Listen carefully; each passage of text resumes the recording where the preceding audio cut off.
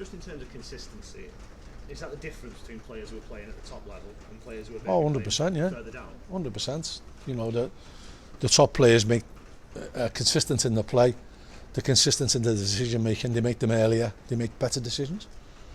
And, you know, consequently, that's why the top players get paid obscene amounts of money.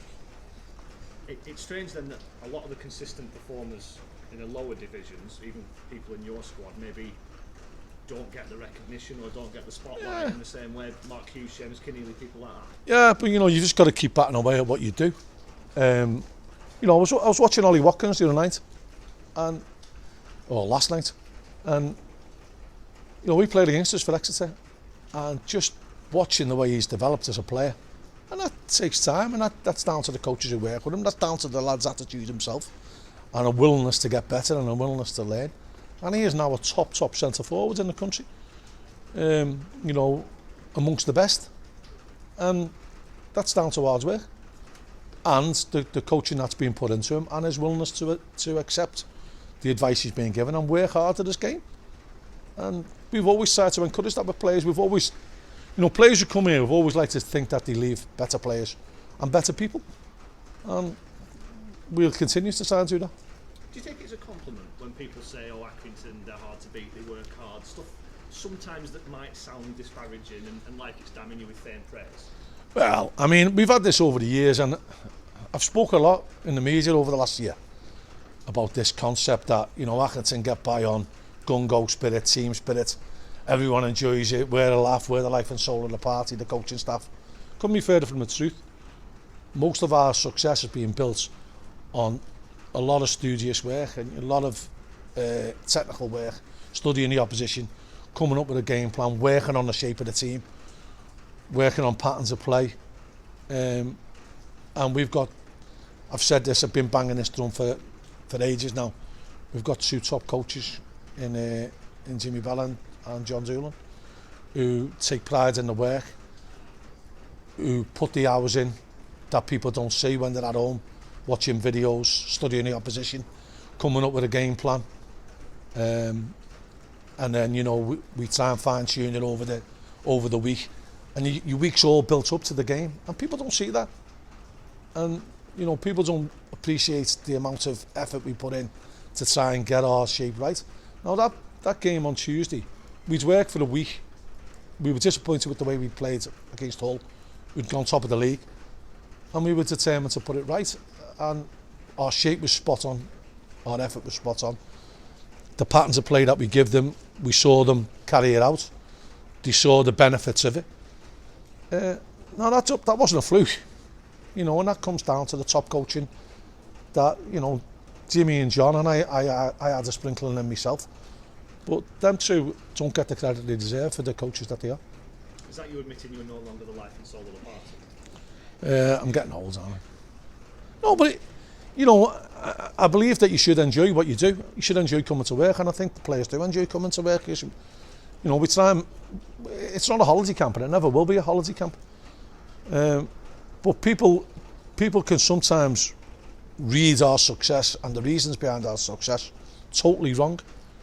And you know, I think players come here and then they leave, and they're probably surprised at how much effort we put into game day and how much the week is built towards the game. You know, how much time is spent in training on getting things right for the game. I guess you can't misread or misinterpret the points total or the league table at the moment. You're right in there, aren't you? Well, we're not even halfway, are we? So, you know, there's a lot of games to be played, a lot of football to be played. What I do know is that there's plenty of teams all vying for the playoff spots and the automatics. And plenty of teams will take points off each other. So you just have to not go on a barren run. You have to be picking up, steadily accumulate points. And if you steadily accumulate points in this league this season, you'll be within a shout of the top six. Do you think plenty of clubs would swap with you in terms of the situation that you're in? There'll be plenty of clubs who'd swap for our situation. There'd plenty of clubs who'd swap for our team as well. I don't think they'd swap for the training facilities. You can't have everything. No, you can't, but, you know, again, we make the best of what we've got, and ours is only going to get better. you know, we've put plans in place. The chairman spent a lot of money on getting a pitch right, or a couple of pitches right for us, that unfortunately didn't come to fruition because of the weather this year, the horrendous weather we had. But you know, next year we'll have top training facilities, which will give us an even better chance to improve the players that we bring in. Is that how you look at it across the board? That there's lots of room to improve? You've always got to try and improve the minute that you think you've cracked it. And possibly we might have been a little bit guilty of that when we played Charlton and we beat Charlton. And then we took our foot off the gas, but we didn't do what makes us good, or what we tried to plan for didn't get carried out. And that's for numerous reasons. And you know, we might have read it a little bit wrong ourselves. I might have read it a little bit wrong myself. But you know, in the main, we work hard at trying to formulate a plan to win each game on a when the next hurdle's in front of us. And we're always trying to improve. I'm always trying to improve myself. I do a lot of reading, do a lot of studying, do a lot of watching videos, and you know, trying to increase my knowledge of the game, and hopefully I can pass that on to the players. A short hop down the road to Plymouth. Have you got good memories of Home Park? Good and bad, to be honest. I remember going back years ago with when we drew 2-2 when we went out to 10 men. I think John Coleman got sent off. You know, I know Lowy, I know the way he plays. They've got a really good side. We've played some great football. They had a little bit of a lull and have come through that. He's a good footballing fella, and he's a good mate of mine, Lowy. So, you know, I know they play good football. Pity we won't be able to have a drink after the game. But, you know, we play each other back to back, I think, or within 2 weeks of each other. So there'll be two good challenges, and you know, they should make for entertaining games because it's two teams who want to play football. Has he always struck you as management material even yeah, when he against you? 100%, yeah. He tells the story about coming to ours and telling me he wasn't going to sign for me. I tried to sign him about 3 times. But he's a good lad. He knows the game.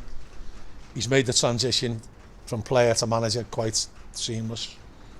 You know, went on to the staff at Bury, and then obviously did really well at Bury, done really well at Plymouth, and you know, he's young enough to be going in for the jobs that could attract, you know, bigger clubs, and you know, he's of the right age, and I think he's of the right stock that he could go a long way in football.